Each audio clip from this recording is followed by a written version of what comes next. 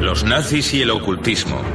Las influencias secretas que calaron hondo en la carrera de Hitler por el poder se descubren ahora. Los nazis habían creado para sí mismos todo un universo de creencias, algunas reales, otras semirreales y otras del planeta Marte. Y cuanto más estudias esas teorías, más ves que son ciencia ficción. ¿Qué misteriosas sociedades ocultas hubo en el seno del Tercer Reich? Miembros clave del partido nazi, sobre todo Himmler y Hitler, no eran solo algo aficionados al ocultismo, estaban obsesionados con él. Lo más increíble es lo influyentes que fueron las sociedades secretas en la creación del Tercer Reich. Esas ideas ocultistas, el espiritismo y el racismo dieron una mezcla tóxica. ¿Es verdad que los nazis tenían un programa secreto para fabricar platillos volantes y ovnis? ¿Tenían los nazis planos para construir esas aeronaves voladoras redondas? Tenemos ovnis, fábricas de cohetes construidas bajo el suelo. Al parecer, hubo un vuelo con éxito. Corto y no a mucha distancia, pero fue un test de vuelo con éxito. ¿Y había planes para crear una superraza blanca genéticamente pura? Los nazis robaban bebés y los criaban personas que los germanizaban. Ese era el plan. Fue una locura. Fue algo muy por delante de su tiempo y el objetivo era dominar el mundo. Lástima que todo estuviese motivado por el mal.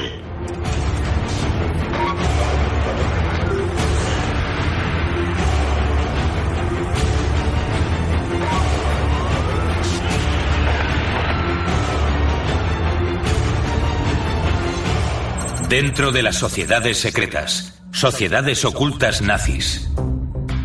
Los nazis constituyeron una fuerza poderosa y dominante en Europa y el norte de África a mediados del siglo XX. Capitaneados por el carismático Adolf Hitler, invadieron país tras país, desencadenando el mayor conflicto visto en el mundo, la Segunda Guerra Mundial.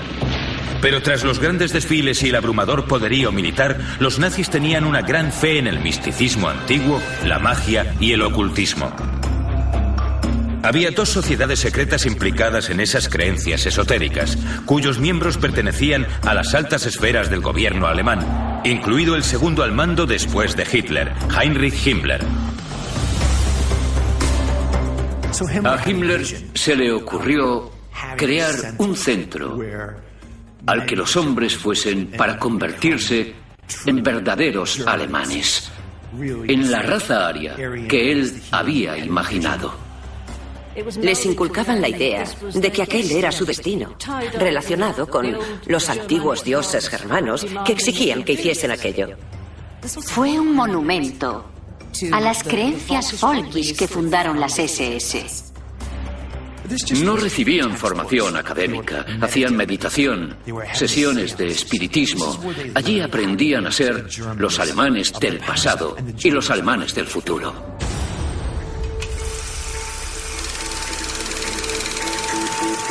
La sede del proyecto secreto nazi de Himmler fue el castillo de Wewelsburgo, en el noreste de Alemania. Se construyó en el siglo X y luego se amplió y adaptó a lo largo de los siglos, antes de que las infames SS lo ocupasen en 1930 y lo convirtiesen en un fuerte que todavía perdura hoy.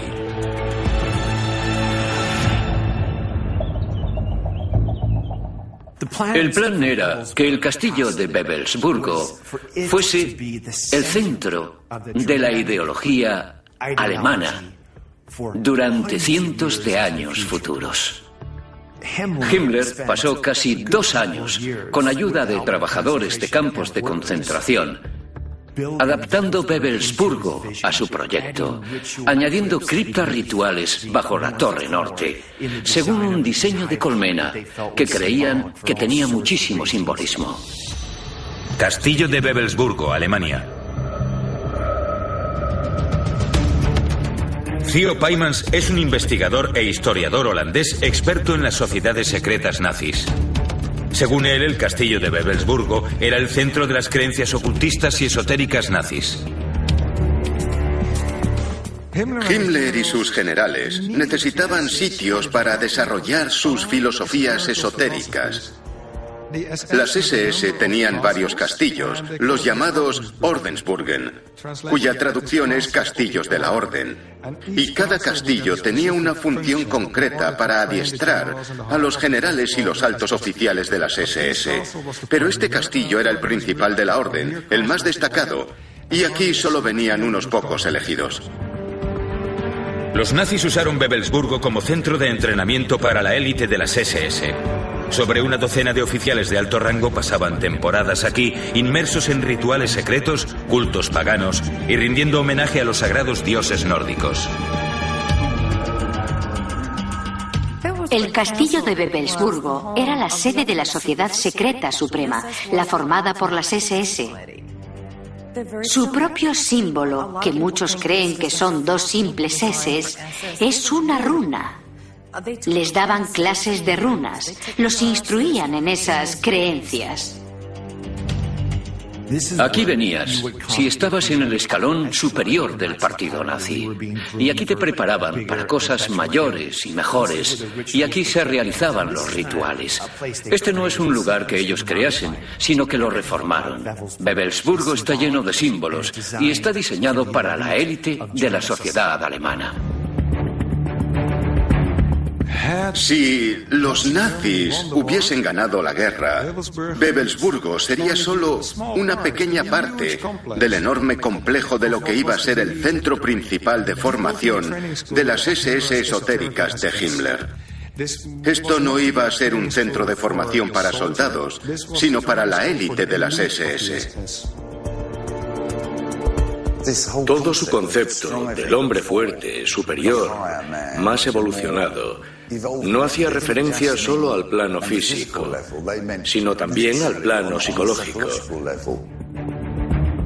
Creían que usando estas diversas técnicas podían elevar la raza humana, a un nivel superior.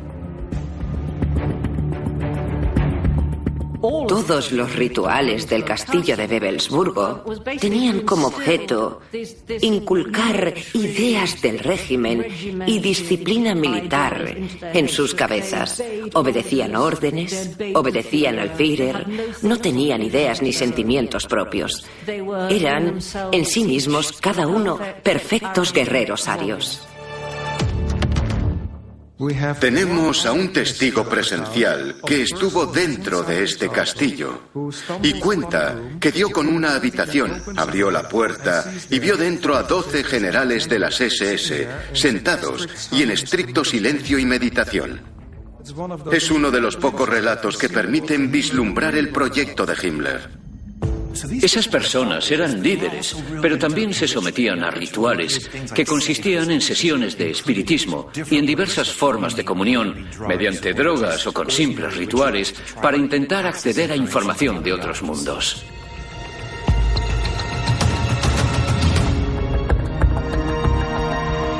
Heinrich Himmler era un ocultista activo y tenía un vivo interés personal en lo que ocurría en Wewelsburgo.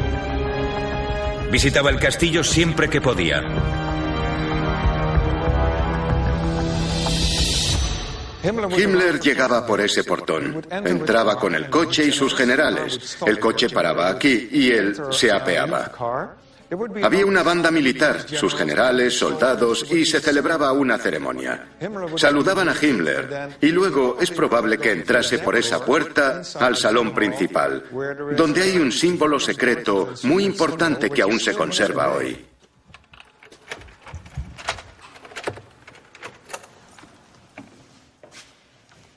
El círculo interno de las SS siempre guardaba un gran secreto sobre lo que ocurría aquí, en este salón. Y aún hoy no sabemos seguro qué sucedía aquí. Intuimos que tendría algo que ver con el simbolismo del número 12. Hay 12 columnas, 12 runas, así que deducimos que el grupo que se reunía aquí sería de 12, además de Himmler, con lo que sumarían 13, el nefasto número 13. El símbolo más sagrado de las SS era el Sol Negro, al que veneraban aquí en Wewelsburgo. El Sol está representado por la forma circular del suelo, que brilla en tono violeta. El Sol negro viene de la teoría de la Tierra hueca. Dentro de la Tierra hueca había una fuente de energía, porque sin un sol externo las cosechas no crecen y no es posible vivir. Algunos dicen que la esvástica es el símbolo del Sol negro, de la energía, de esa energía oscura. Es la antítesis del Sol. O sea que la forma de pensar de la gente en Alemania sobre principios del siglo XX, cuando esas sociedades empezaron a formarse, no era muy diferente a la del resto de Europa. Durante 50 o 100 años había ido creciendo el interés por lo oculto y por las personas que podían comunicarse con otros mundos, y a todo eso se le daba bastante crédito. Bajo la cámara principal hay una cripta diseñada por el propio Himmler según sus directrices. Se cree que era aquí donde las ceremonias más íntimas e importantes de la sociedad secreta tenían lugar. Este lugar es una cripta bajo la torre norte de Wewelsburgo e iba a ser el centro del mundo nazi. De haber ganado la guerra, a saber qué tipo de rituales habrían celebrado aquí.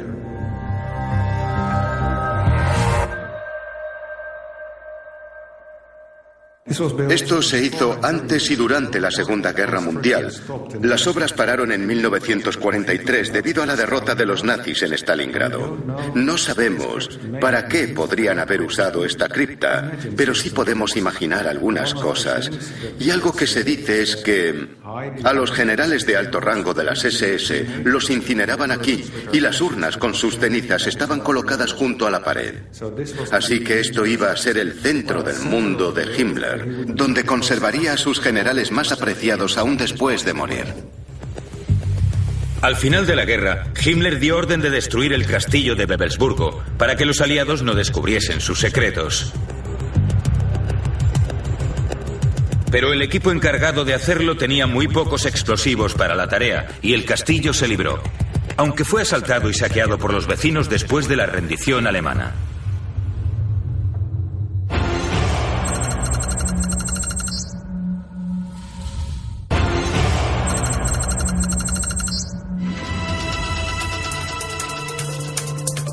Michael Fitzgerald es escritor e historiador y experto en las actividades ocultistas nazis y sus sociedades secretas.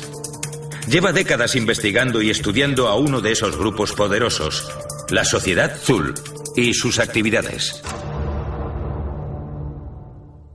La Sociedad Thule tenía tintes ocultistas, pero su principal orientación era política. Querían cumplir sus sueños racistas y nacionalistas mediante el uso de métodos ocultistas, entre otras cosas. Siempre había una extraña mezcla romántica de relatos medievales sobre el Grial, el folclore germano y también ciencia ficción, todo amalgamado con política, y también un enorme deseo de salir del estancamiento y la desesperanza que dominaba al pueblo alemán y de seguir a alguien que los guiase.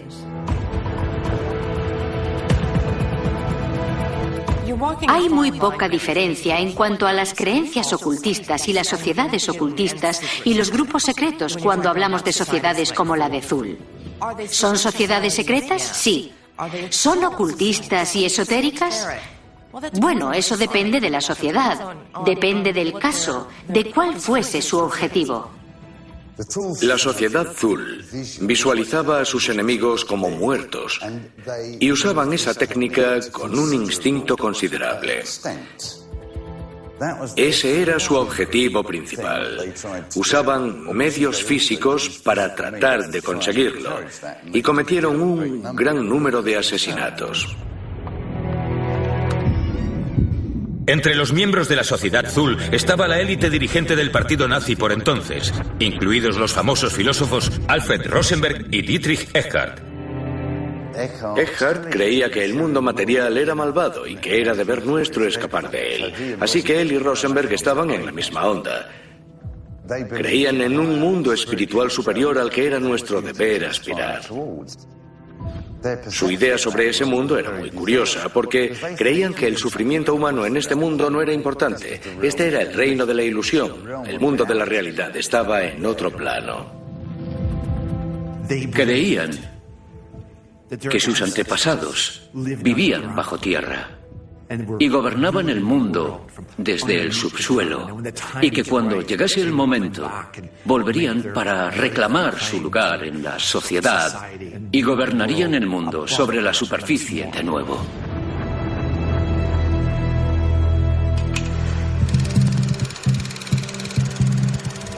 El Hotel Four Seasons de Múnich fue uno de los lugares de reunión principales de otra importante sociedad nazi secreta llamada Sociedad Brill.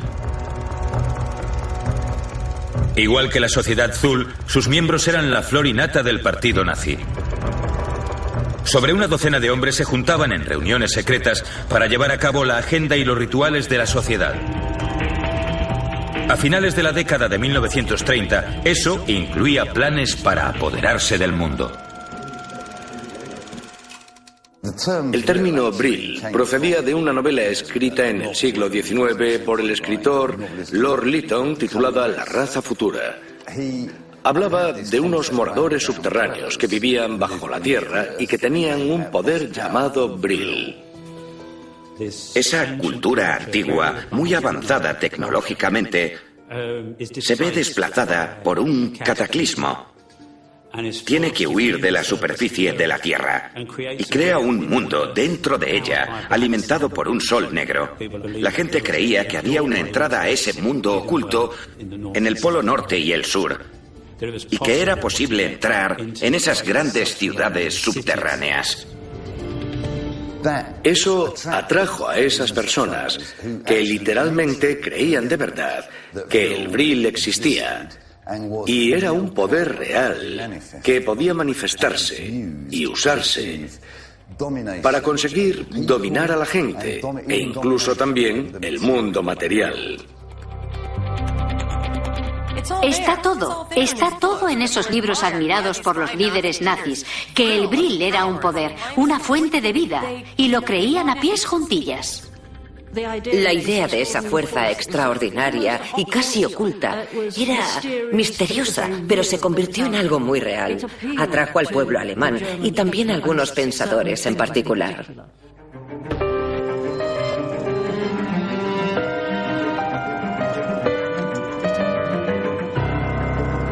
Andrew Goff ha hallado pruebas sobre una reunión ultrasecreta de la Sociedad Brill que tuvo lugar a las afueras de Múnich antes de la guerra. Lo que ocurrió fue bastante extraño.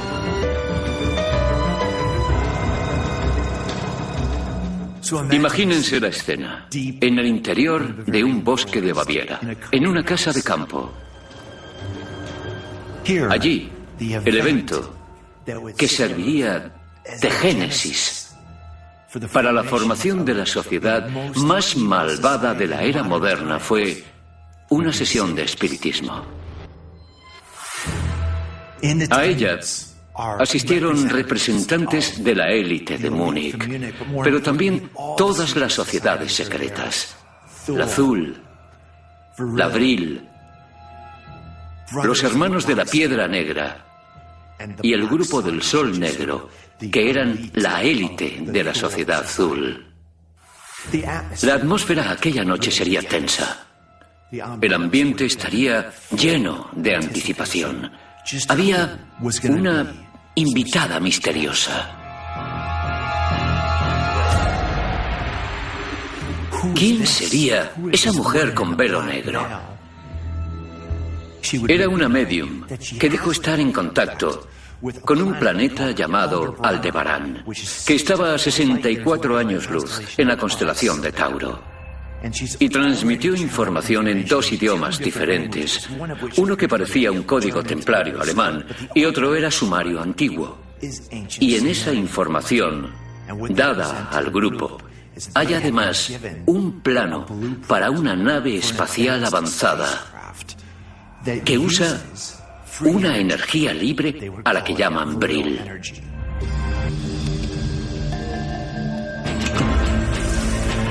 Según los registros, documentos e imágenes desclasificadas, Los nazis se tomaron esa información sobre los ovnis muy en serio.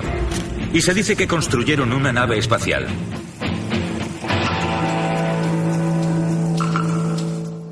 Desde 1933 le dieron gran prioridad a la construcción de aeronaves no convencionales. Los alemanes eran los líderes mundiales en cohetería, eran pioneros en la investigación sobre la antigravedad y sobre sistemas de propulsión no convencionales. Hicieron algunos prototipos, diseñaron planos y parece que realizaron un vuelo con éxito. Corto y a no mucha distancia, pero aún así un test de vuelo exitoso. En primer lugar, nadie más tenía un programa sobre ovnis, solo Alemania, según parece. Y al principio, como es lógico, no tuvo mucho éxito. Pero se dice que hicieron naves esféricas con aspecto de ovnis y que lograron volar, aunque solo unos metros y por poco tiempo.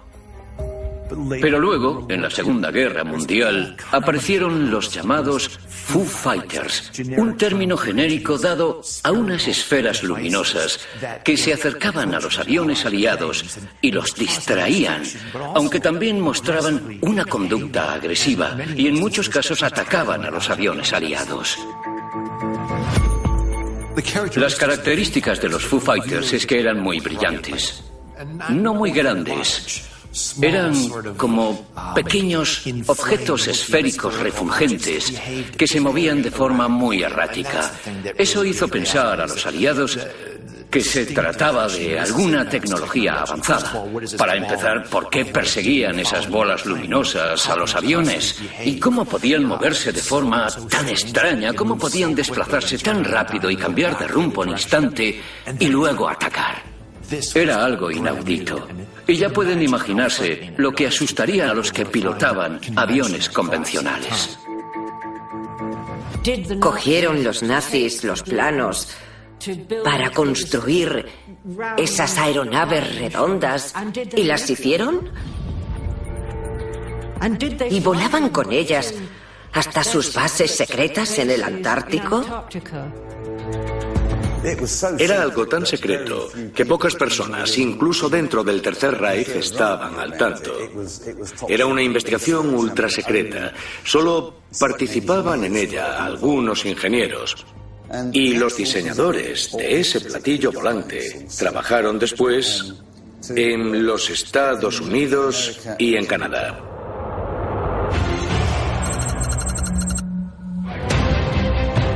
El investigador e historiador Theo Peymans ha reunido varios documentos originales de la Sociedad Brill que escaparon de la destrucción y que arrojan luz sobre sus actividades secretas.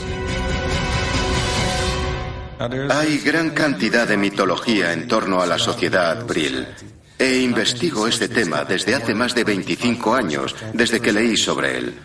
Y al estudiar esa sociedad, te encuentras información muy variada. Hay gran cantidad de leyendas. De hecho, he descubierto que su principal objetivo era el desarrollo de un nuevo tipo de tecnología. Y tras muchos años de investigación, al fin pude encontrar documentos sobre ello. Al leer este texto, lo que vi claro enseguida fue que la tecnología que describe es una mezcla de tecnología de vanguardia e ideas esotéricas. Lo cual es interesante. Es como si esas personas hubiesen descubierto algo tan nuevo y diferente a todo lo que había, que solo pudieron recurrir a expresiones esotéricas para describir lo que habían encontrado. El elemento clave de esa tecnología era que solo necesitarían una máquina para darle al mundo entero ese nuevo recurso.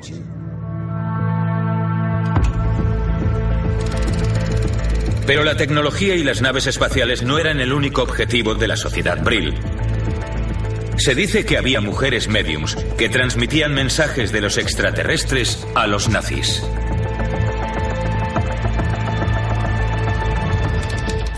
Tenían las que ahora se conocen como mujeres Brill. Al parecer, había una especie de círculo interno de mujeres mediums. Una de ellas se llamaba María Orsic, a otra se la conocía como Sigrun, y se decía que eran muy bellas. Tenían el pelo muy largo y Perdonen que vaya a sonreír, pero es de locos. Porque creían que ese pelo largo actuaba como antena para ponerse en contacto con los extraterrestres. Hay informes que dicen que en una sesión de espiritismo, esas mujeres mediums Brill contactaron con extraterrestres de la constelación de Tauro, los cuales les dieron, mediante escritura automática, unos mensajes. Uno estaba supuestamente en código templario, otro, aparentemente, en sumerio antiguo, y otro, que era muy especial, era un plano para una especie de platillo volante. Lo curioso es que en esa sesión de espiritismo había presentes ingenieros nazis y personas que vieron que aquello podría servirles para algo, literalmente.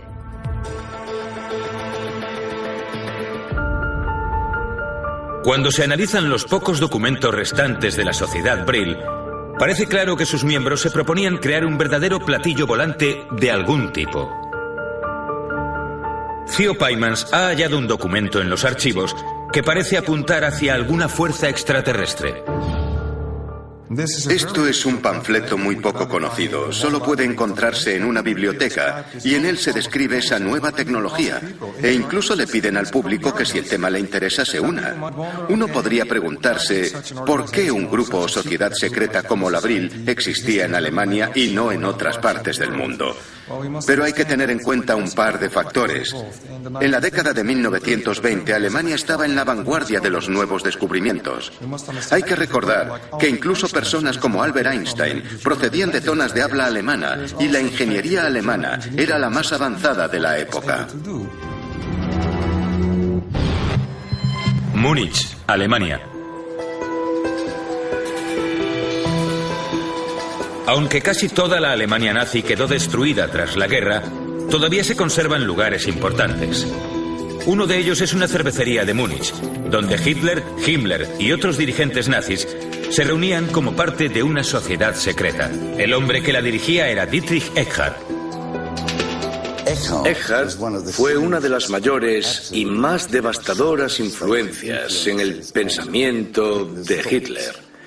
Él fue quien no solo le introdujo en estos temas, sino que hizo que participase en varios rituales y que potenciase su fuerza de voluntad y desarrollase el arte del magnetismo. Pero no solo a un nivel común para mejorar sus relaciones personales, sino a un nivel superior. Él creía que estaba en contacto con esos jefes secretos, esa especie de seres que, según varias teorías, podrían ser ángeles caídos, podrían estar viviendo bajo tierra, podrían ser incluso extraterrestres según algunas interpretaciones, aunque en cualquier caso los consideraba una especie superior por encima de los humanos. Como resultado de esas técnicas, si queremos llamarlas así, que Hitler aprendió, adquirió un mayor nivel de concentración, más fuerza de voluntad y la capacidad de hacer que la gente cambiase de idea, pero no mediante argumentos racionales, sino mediante una especie de fuerza, no por el magnetismo de su personalidad, sino que creía de verdad que era una fuerza externa que podía controlar.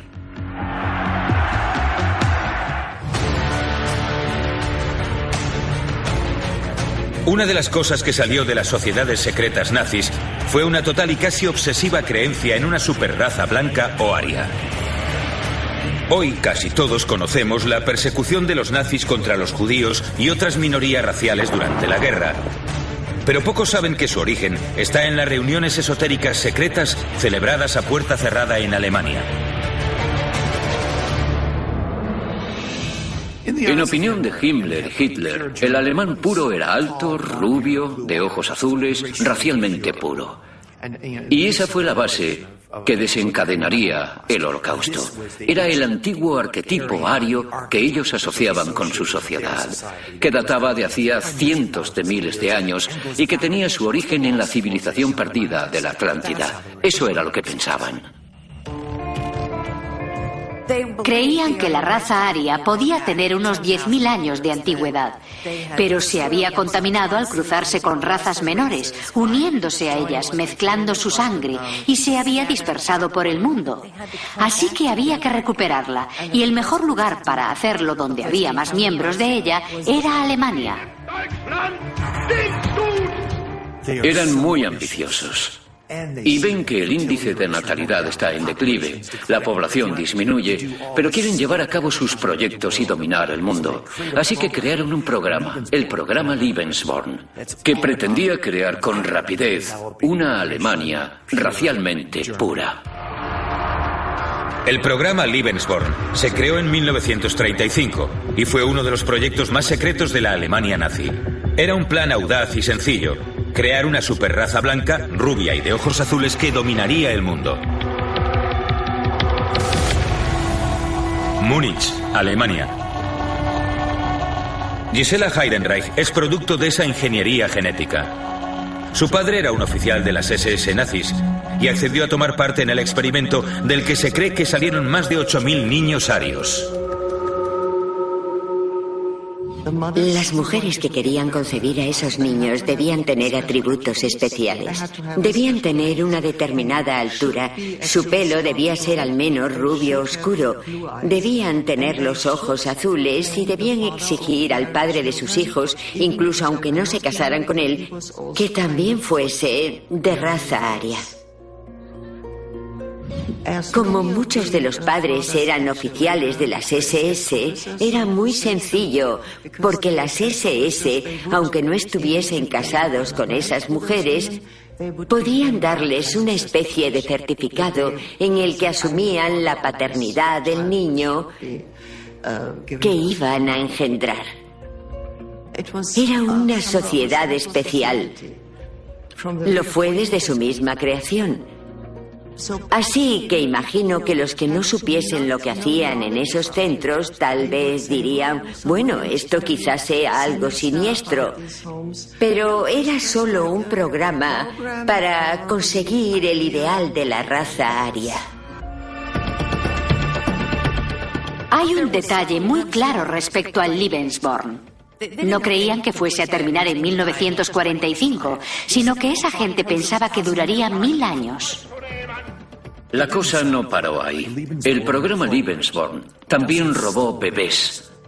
Miles de ellos, la mayoría en países vecinos del norte, que tenían rasgos étnicamente puros. Cuando fueron a Polonia y descubrieron que muchos de aquellos niños tenían aspecto ario, se los quitaron a sus padres. Los metían en hogares provisionales durante un tiempo y luego los integraban en familias alemanas para hacerlos arios. Se hizo todo auspiciado por el programa Lebensborn. Aún así, tenían un criterio de selección riguroso.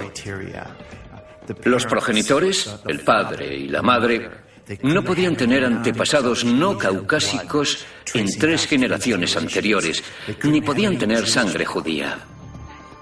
A esos niños se los llevaban, se los robaban a sus padres y los llevaban a casas que se crearon en muchos países que los alemanes controlaban y los educaban personas que los germanizaban.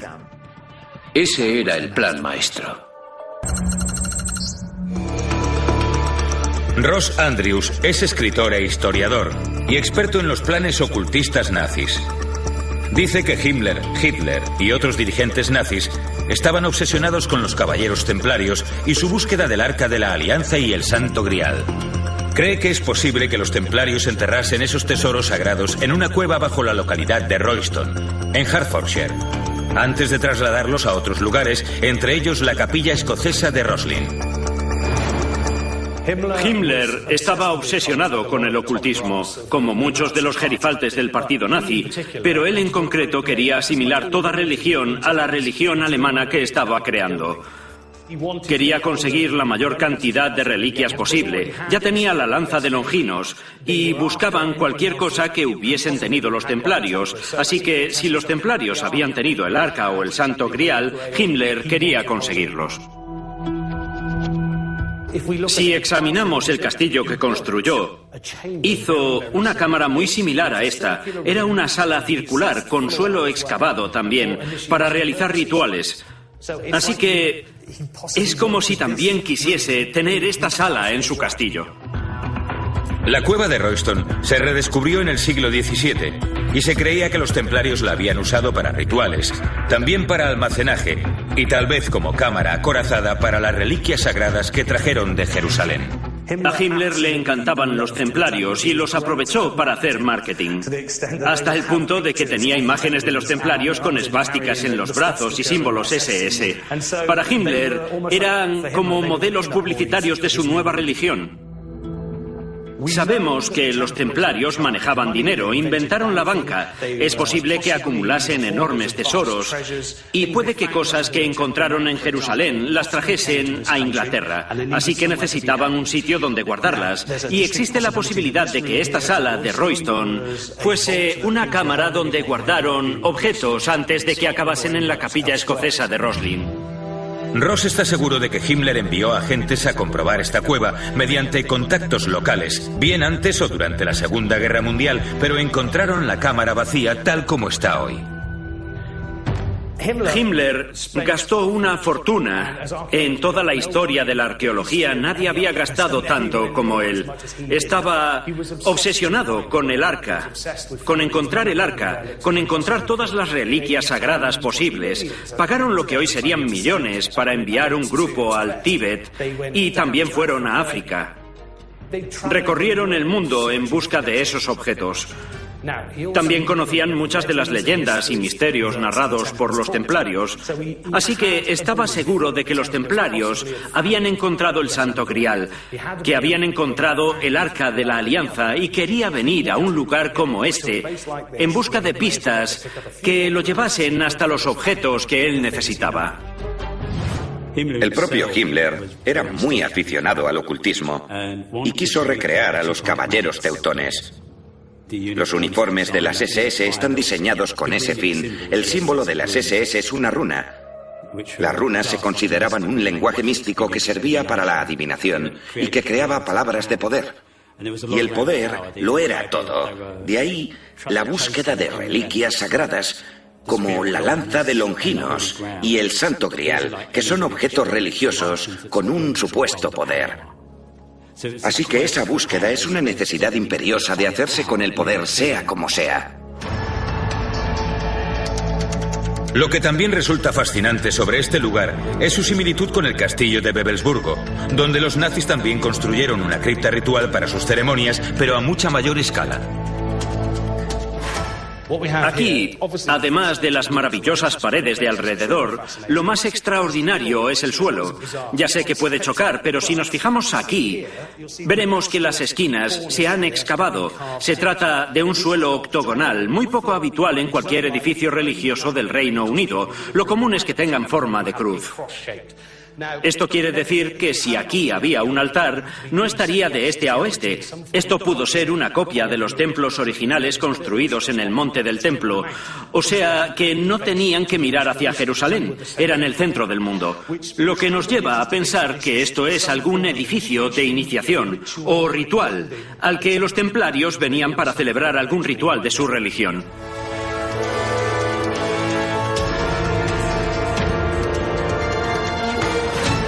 En la idea de pureza hay algo muy nacionalista. Hay una identidad nacional que intentan proteger, el ideal del caballero teutón medieval.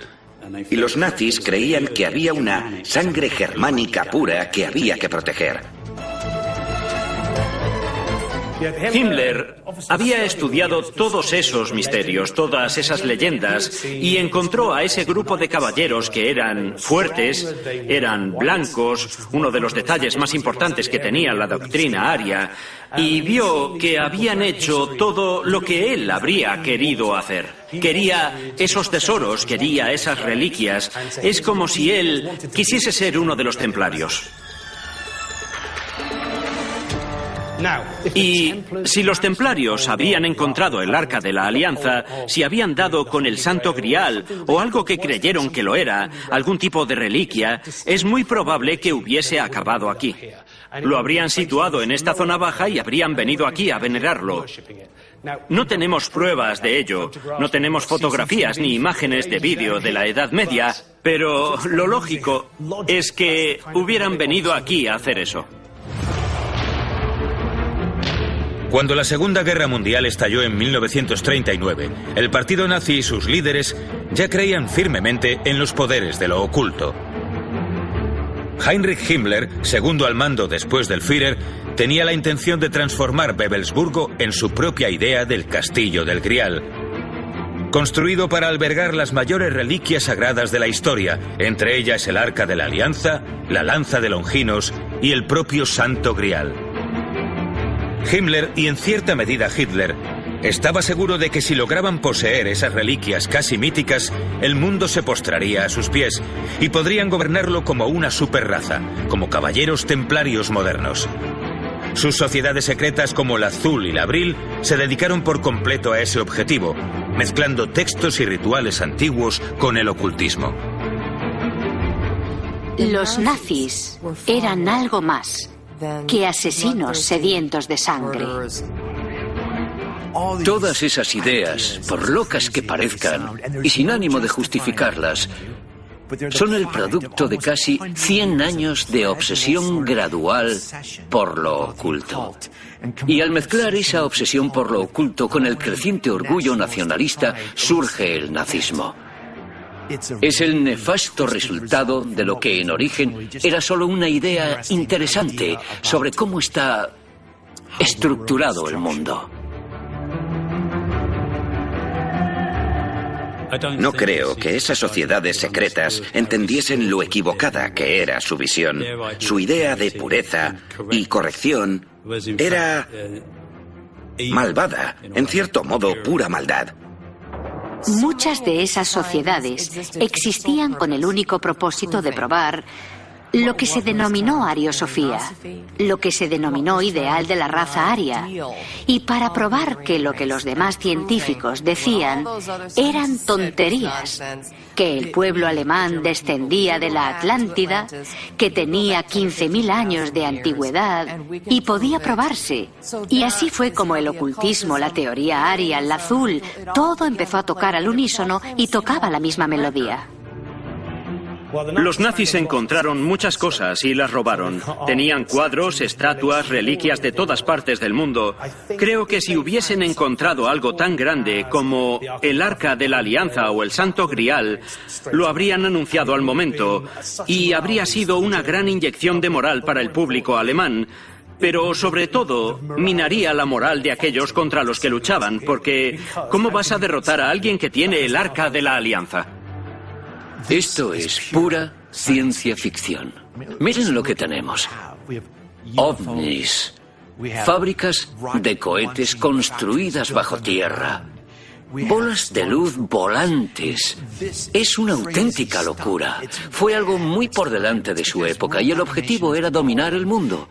Es una lástima que todo eso estuviese motivado por el mal. Tras los grandes mítines y el poderío militar, la Alemania nazi y sus líderes creían, aunque en secreto, en lo oculto y en sus poderes. Dedicaron enormes recursos a buscar reliquias sagradas e hicieron participar a sus líderes en rituales y ceremonias para tratar de desencadenar fuerzas sobrenaturales que los ayudasen en su afán de conquistar el mundo.